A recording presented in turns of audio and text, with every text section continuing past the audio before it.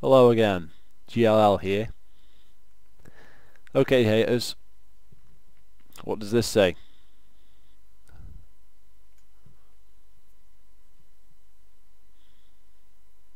Wear me way out of this one. Go on. What have you got to say about that? Forge mode not coming until December. So now they expect you to buy the game up front for full price, and then over the few months they'll give you little bits of the game. This is totally unacceptable. When you buy a game, it should come with everything. None of this fucking will give you little bits here and here. We didn't buy a season pass. We bought a fucking game. So all the content we should get up front. None of this fucking bullshit. Okay, this is fucking bullshit. Absolute bullshit. How can Forge mode not be in the game? You already removed Big Team Battle. And I said in my Big Team Battle video that clearly the game wasn't fucking finished, because obviously if it was, Big Team Battle would be in. And now just while we're on Big Team Battle, if Forge mode's coming out in December, right, that's given a set date in time. Okay, it's given us December, so that means it will probably launch in December, right?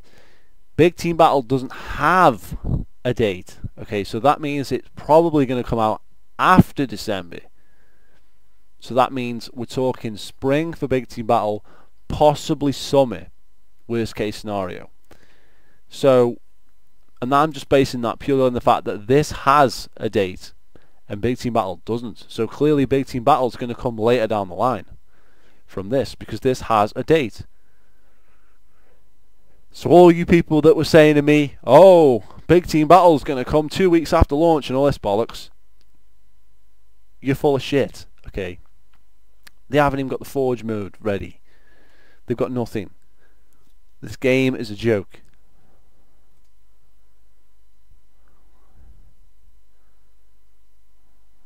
Right, by the numbers, let's take a look at this shit. Okay, 12v12 Warzone. They've removed Big Team Battle. It's a Titanfall casual ass game mode. Microtransactions. Who wants to play that shit? 4v4 is your basic Slayer. 4-player drop in, drop out co-op. Who the fuck cares about drop in, drop out co-op? Who's going to drop out in the middle of the fucking campaign and then drop back in? Who plays the campaign like that? So that's a completely worthless feature. Now, what it doesn't say is we've removed split screen, so you can't even play it on one screen with a friend. But we've got drop in, drop out co-op. Well, who the fuck cares? It's a completely redundant, useless feature. Why would I want to drop out of a campaign? Unless the servers are crashy and laggy. Therefore, I need to get back into the game because the game kicked me fucking out. Let's not go there. 50 missions. Everyone, somebody on the other end of the screen is going to be going, 50 missions? That's more than Halo 4. That's more than Halo 3. That's the same as Halo 2. Yes, but missions don't equal length of time. Missions are just that. They're the breakages in between the fucking story and the fucking bits of gameplay. You can have a really short mission and then a really long mission. For instance, you can have the 2 Betrayals level and you can have the Keys mission, or the fucking silent cartography. That can be done way shorter. It takes a lot less time to do them. So 50 missions doesn't necessarily mean it's a long game, and this backs up that point, because how can it be an 8 to 12 hour game, which is probably what most shooters are, realistically about 8 hours. I've noticed how we put 8 to 12, but realistically that says 8. So if you can do it in 8 hours, that's pretty much average for a first person shooter. So all these people saying that, oh, it was going to have a fucking huge campaign, it was going to be open world, it was going to go everywhere, it was going to be huge, it's going to be more levels than you've ever seen in your life. 8 fucking hours. That's just a standard first person shooter. That is nothing special whatsoever.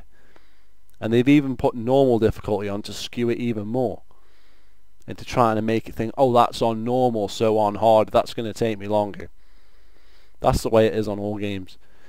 Most games, about 8 hours average normal difficulty. That's normal for a first-person shooter. So 50 missions is very misleading, because I'm guessing there's going to be some retardedly short missions in there to get it down to 8 hours over here. Hidden skulls, okay, that might be cool. Intel items, don't know anything about them, might be cool. Characters, not interested in these, somewhat interested in these, but this is going to be like half the game, so that's half the game down the toilet if they do suck. Multiplayer maps, this theme of ongoing content and whatever after release, why not just release the fucking game with the content? What's this staggered release of content? What's that all about? If this starts happening in more games, you can count me fucking out. I'll just wait until the fucking game has a Game of the Year edition, or until a game is fucking finished and everything's already been released on the fucking console before I fucking buy it. Because what is the point in buying the game at launch to play less than somebody that's going to buy it after fucking Christmas? Okay, the Forge mode is not here till December. Okay, you buy that game after Christmas, you're going to have more to do in the game because you'll have Forge mode. Now, someone's going to say, well, you can just play the campaign, then you've got this mode, then, and they'll release it staggered so we can play new stuff and there's something always new happening. Yes, but you're paying for this up front. You've already paid your money, and then they give you little bits. They give you little bits. They give you little bits. If you've already bought something, then you should get everything. You don't go to a restaurant and then go, oh yeah, I'll have steak and chips, and then they come out with just the chips and they say, oh, the steak's coming in a few months. That doesn't make any sense. You order the full meal. You don't buy half of something. You buy the whole thing. This is retarded logic. This is a retarded system. And the idea is to keep the population topped up, because they know this game's going to have a low population. And they're going to try and get people to keep coming back. They're trying to solve the problem of people leaving the game. Well, here's a newsflash, 343. Why don't you make a fucking decent Halo game? Then people will play it. It's obvious. No, let's make a rip-off of Titanfall and Call of Duty and Destiny and whatever the fuck else, and then fucking release little bits over time to try and get people to fucking stay with it. Ain't gonna happen. People are gonna get fucking bored after the first fucking month and never play it again. Just like Halo 4. Guaranteed. Okay, armor, visors, who cares? Forge coming in December, so who the fuck cares? This 1,600 Forge objects, that sounds all well and good, but until you actually play the Forge and see what levels are on offer and everything, and I know there's some information on that, I'm not going to get into it in this video, but until you actually play it for yourself, you can't really judge it if it's any good. So, you know, it's going to take a lot to beat Halo Reach's Forge after the disastrous Forge that was in Halo 4. Don't even talk to me about that shit. So, player emblems again. What are you going to do? Same shit. It's always been in the game. Okay, so either this idea of staggering content was some kind of brainstorm that Microsoft and 343 fucking decided to do on some bullshit reasoning.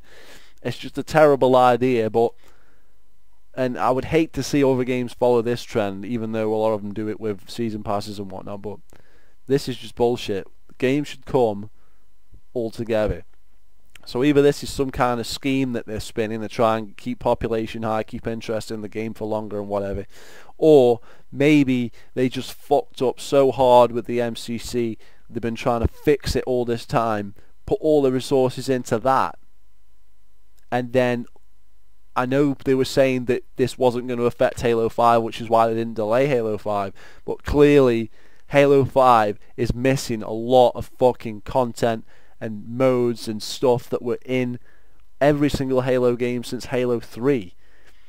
BTB, Forge mode, split screen, these are things that were always like the bread and butter since Halo 3, and now one's been removed and two are delayed to fuck. Why? And this is after they've removed Spartan Ops / Firefight from the game as well, so you're not even getting that. So they seem to have ripped out so much shit from the game, and we're just left with this empty shell. So let's say the campaign is average. You've got an average campaign, absolutely terrible multiplayer with half the modes missing. Who the fuck's going to stick around with this game? Most people don't have the patience to stick around with any game for more than a fucking month these days anyway. The game's got to be fucking good, cutting edge, you know. And this game isn't to start with, but there's half the fucking content isn't even in the game. Now how the fuck, right, when the population is going to drop by next year, are they going to have enough players playing to support BTB and fucking Warzone? You think about that. Two big team battle modes fighting against each other. I mean, you might say, well, people who want to play by themselves might play Warzone because it's a cluster fuckage, and people who want to play as an actual team will be over here on the BTB. But you know, it's still gonna fucking split the fucking BTB players. Some will go that way and some will go that way. It's just a fact. So that's not going to help matters either. So to conclude, guys, Forge mode's not coming till December. What's next? That's just my thoughts on the Forge mode and the disaster of like this staggered release of content. I mean, what's going to release after this? What else are they holding back? Fucking stupid. Anyway, feel free to subscribe, guys. See you later.